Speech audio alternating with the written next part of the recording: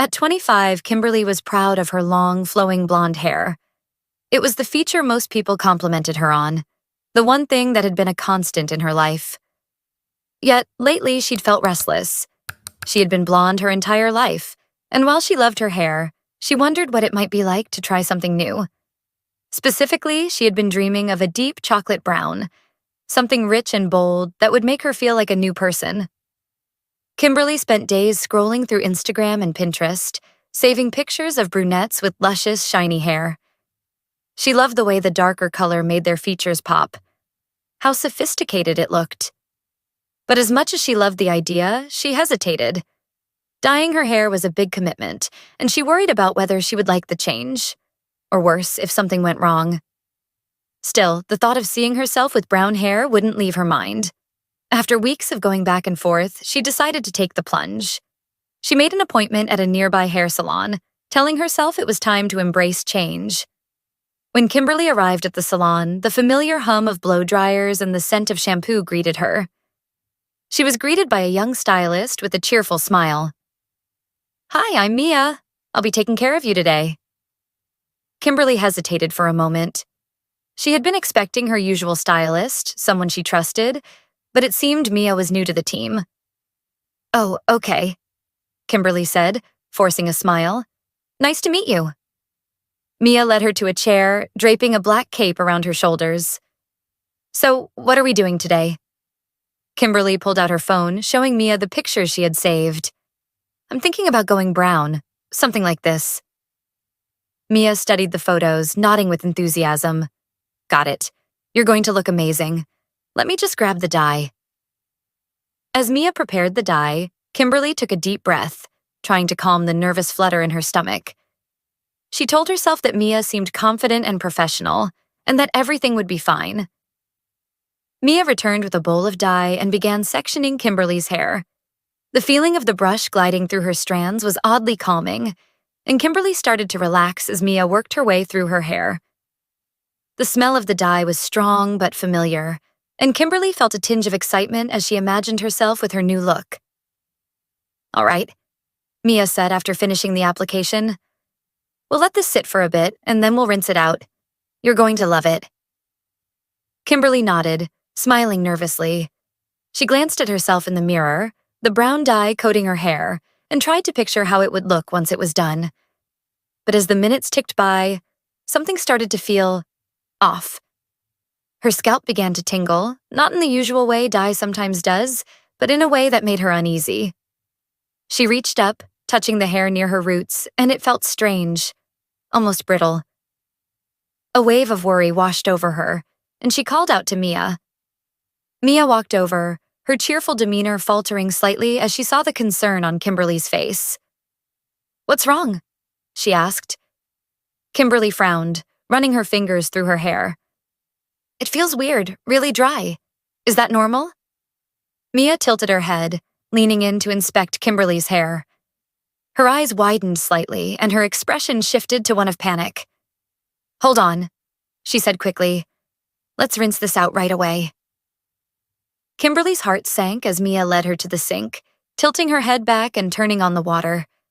As Mia began rinsing out the dye, Kimberly could see strands of her hair breaking off and falling into the sink. Her stomach churned with dread. When Mia finished rinsing, she gently patted Kimberly's hair dry with a towel before leading her back to the chair. As Kimberly looked in the mirror, her worst fears were confirmed. Her hair, once silky and healthy, now looked frizzy, dry, and lifeless. Large sections were visibly damaged, the strands breaking off with the slightest touch. Kimberly's breath caught in her throat as tears welled up in her eyes. "What happened?" she whispered. Mia's face was pale as she stammered, I must have grabbed the wrong dye. This one wasn't meant for light hair. I'm so sorry." Kimberly stared at her reflection, her heart sinking deeper with each passing second. Her hair, which had been her pride and joy, was now beyond repair. She ran her fingers through the brittle strands and more pieces broke off, landing on her lap. A tear slid down her cheek. "What do we do now?" Kimberly asked, her voice trembling. Mia hesitated. her hands fidgeting nervously. I think the best option might be to cut it short and start fresh." Kimberly shook her head, panic rising in her chest. "Short won't fix this. It's completely ruined." Mia bit her lip, looking genuinely remorseful. "You're right. The only way to save your scalp and start over would be to shave it off." Kimberly's stomach dropped at the words. Shave it off? The thought was unimaginable. She had come in for a color change, not to lose her hair entirely. But as she looked at her reflection, she knew Mia was right. There was no saving her hair. Tears streamed down her face as she nodded slowly. "Just do it," she said, her voice breaking. "I don't want to see this anymore." Mia took a deep breath, grabbing a pair of clippers and gently placing a cape around Kimberly's shoulders. "I'm so sorry," she said softly. "I'll make this as quick as possible." Kimberly closed her eyes as the clippers buzzed to life, the sound filling the air like a heartbeat. She felt the vibration against her scalp as Mia made the first pass, and she heard the soft sound of her damaged hair falling to the floor. With each pass of the clippers, more of her hair disappeared, leaving behind smooth, bare skin. Kimberly kept her eyes closed, unable to watch as her hair, her identity, was stripped away.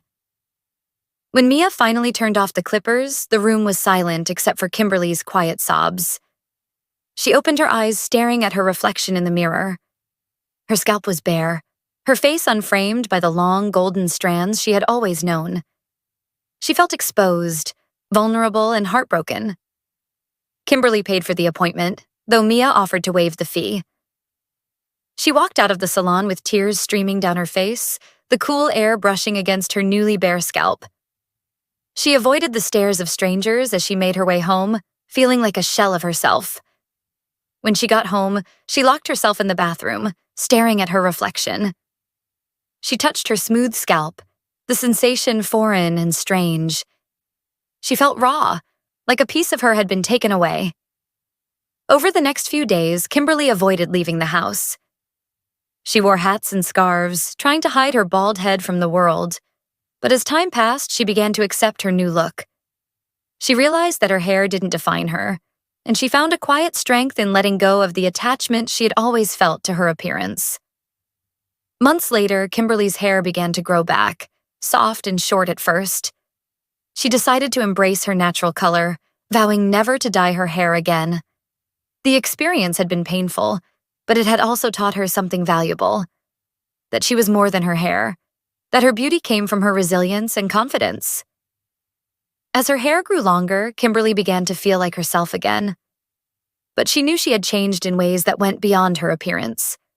She was stronger, more self-assured, and ready to face whatever challenges came her way. And as she looked at her reflection one morning, her hair now a short, healthy blonde, she smiled, knowing that she had come through the experience stronger than before.